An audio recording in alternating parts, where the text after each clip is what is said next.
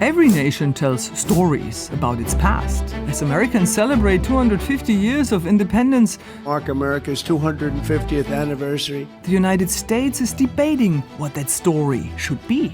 Whose voices belong in it, which stories should be remembered and which have been left out.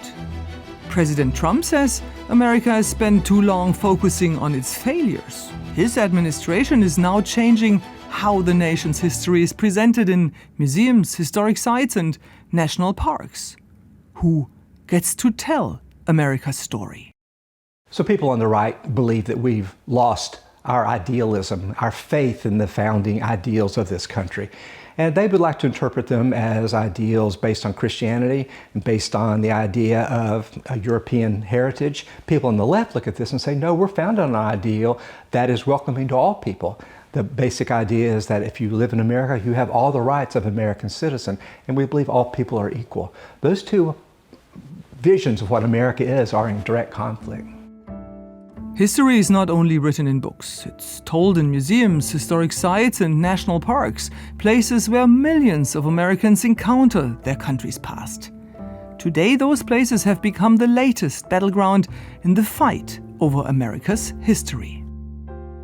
I think that talking about anything that's wrong with this country or anything done wrong in the past is somehow diminishing it is actually a terrible mistake. I find that the people who want to be included in the story are not there to have America atone for its sins, but rather to have their own lives acknowledged and celebrated. Historians say the current administration is breaking with decades of practice by intervening directly in how American history is presented. The National Park Service is staffed by professionals. The exhibits that they put up are the product of years of research and thought. They are peer-reviewed. And so there's actually a lot of continuity from administration to administration with respect to what's on display in our national parks. And the Trump administration has come in and with executive orders tried to completely wholesale make these changes. One of the clearest examples is Philadelphia's President's House. For years, visitors learned not only about George Washington and the founding of the United States, but also about the enslaved people who lived and worked there. The aim was to interpret not just the founding of the United States, which of course is ubiquitous in Philadelphia, but to also interpret slavery.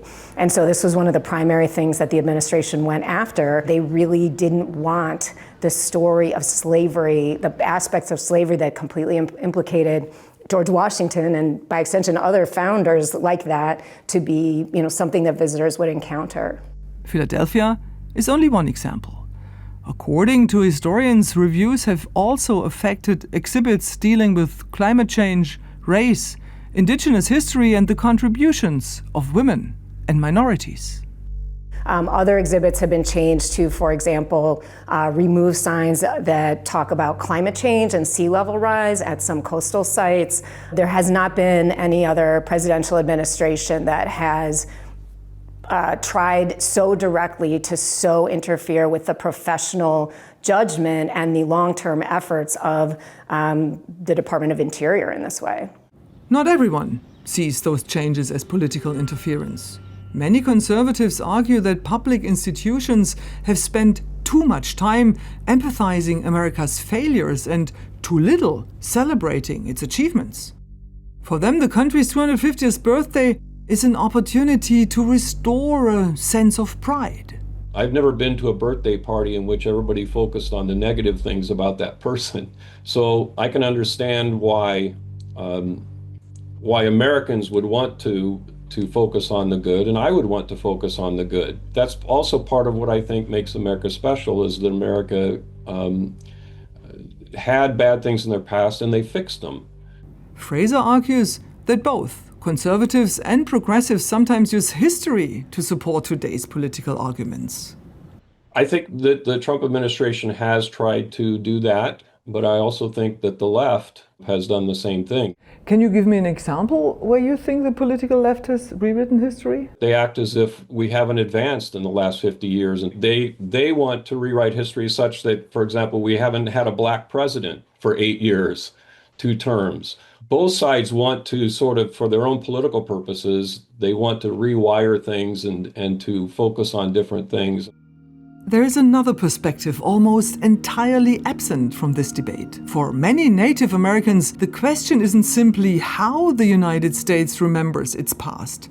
It's where the story begins. Well, I can't speak for, other races, but, Native Americans, we were here long before that story began. And I know Native Americans carry a lot of pride and a lot of pain with that too. For Indigenous people, America's story did not begin in 1776. For thousands of years before the United States was founded, hundreds of indigenous nations lived across North America. Yet, many Native Americans say that their history is still largely missing from the country's founding narrative. For many First Nations and indigenous peoples,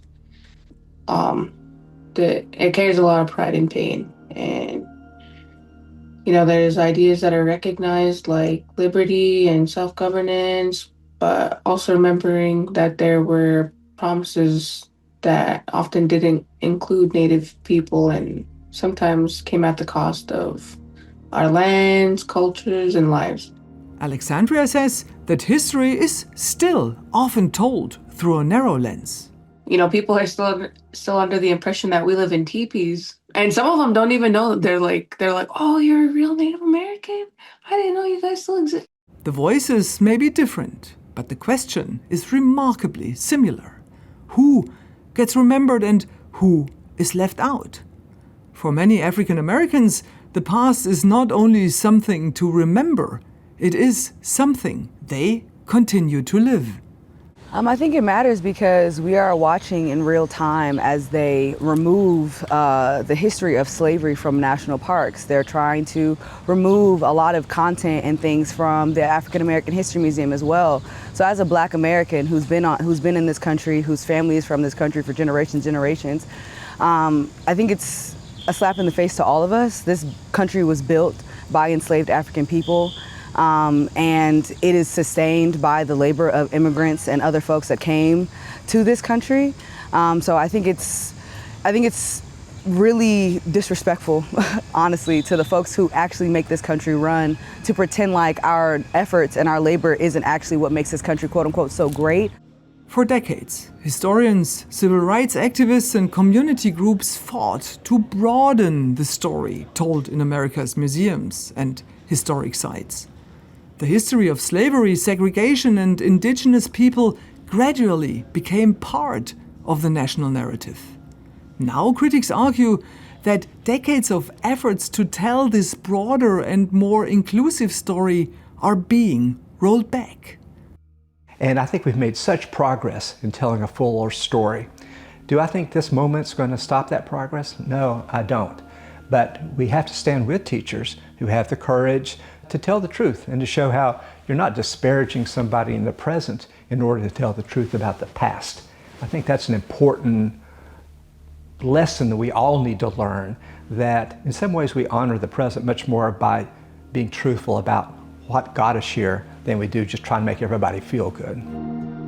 History doesn't end. Every generation tells it again.